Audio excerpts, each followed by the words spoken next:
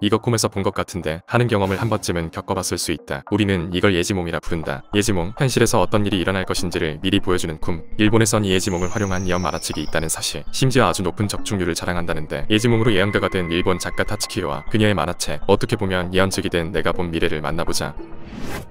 1999년 7월 일본에서 한 만화책이 발간됐다. 만화책의 제목은 내가 본 미래, 작가 타츠키로가 집필한 책이다. 그저 평범한 만화책인 줄 알았지만 2022년 갑자기 다시 주목받게 된 이유가 있다. 바로 앞으로 일어날 미래의 일이 담겨있는 예언책이었다는 것이다. 실제로 책의 주된 내용은 타츠키로 작가의 꿈으로 이루어져 있다. 단순히 꿈 내용만 담겨있는 게 아니라 상당수의 꿈이 예지몽이라는 사실이 모두를 놀라게 만들었다. 타츠키로는 원래 순정 만화를 주로 그리던 작가였다. 25년 정도 남녀간의 사랑이 담긴 작품을 그려오다가 갑자기 장르를 바꿔 예언 만화를 출간한 것이다. 주장르가 바뀐 데는 이유가 있었다. 타츠키로는 어느 날부터 자꾸 이상한 꿈을 꾸기 시작했다고 한다. 한날 꿈을 꾸는데 어느 공원의 높은 건물에서 젊은 여성이 뛰어내려 자살하는 모습을 보았다고 한다. 그런데 놀랍게도 다음날 그녀가 꾸었던 꿈 내용이 그대로 현실이 되었다. 뉴스를 보는데 공원에서 하늘색 원피스를 입은 젊은 여성이 건물 난간에서 뛰어내려 자살했다는 소식이 나온 것이다. 타츠키로는 자신이 꾼 꿈이 평범한 꿈은 아닐 거라고 생각했다. 어쩌면 자신이 미래의 일을 예언하는 예지몽을 꾸고 있다고 느꼈다. 이때부터 그녀는 창작에 도움이 될까 싶어 꾸는 꿈마다 자세히 기록을 해두기 시작했다. 타츠키로가 기록한 수많은 꿈 중에 가장 인상적이었던 꿈 15개를 모아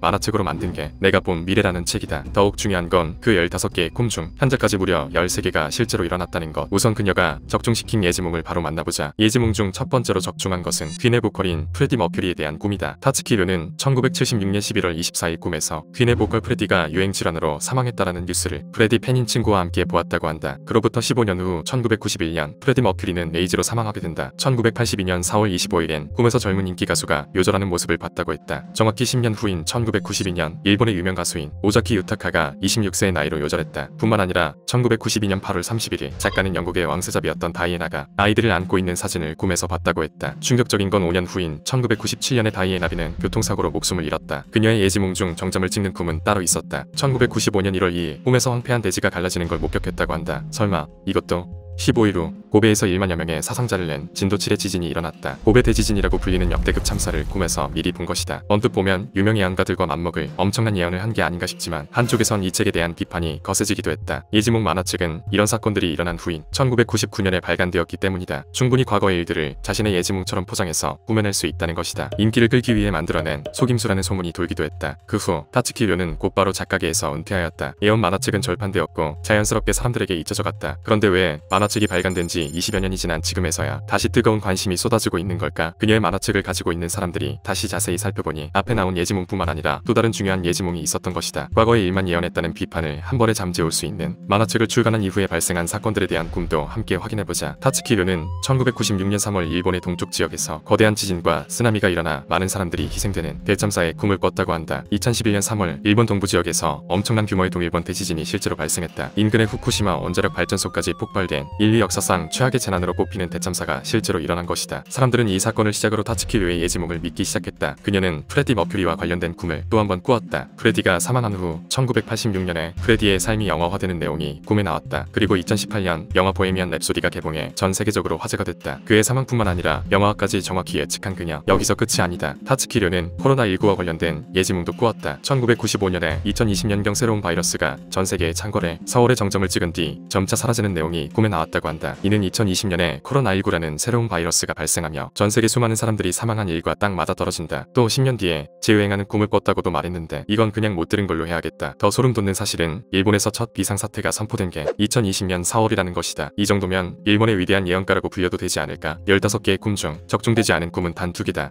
하나는 1991년 8월에 꾼 후지산이 거대하게 분화하는 꿈이고, 남은 하나는 도쿄 남쪽 가나가와 현해안가로 쓰나미가 몰려오는 꿈이다. 이건 끝까지 이루어지지 않았으면 하는 꿈이지만 일본의 여러 전문가들은 정확한 통계와 데이터를 바탕으로 앞으로 30년 안에 동일본 대지진을 뛰어넘는 초대형 지진이 일본을 강타할 확률은 90%라는 분석을 내놓기도 했다. 대지진은 쓰나미와 후지산 대폭발을 연쇄적으로 일으키게 될 것이다. 정말 남은 두 예언도 현실이 될 것인지에 대한 논란은 일본에서 꾸준히 이슈가 되고 있다.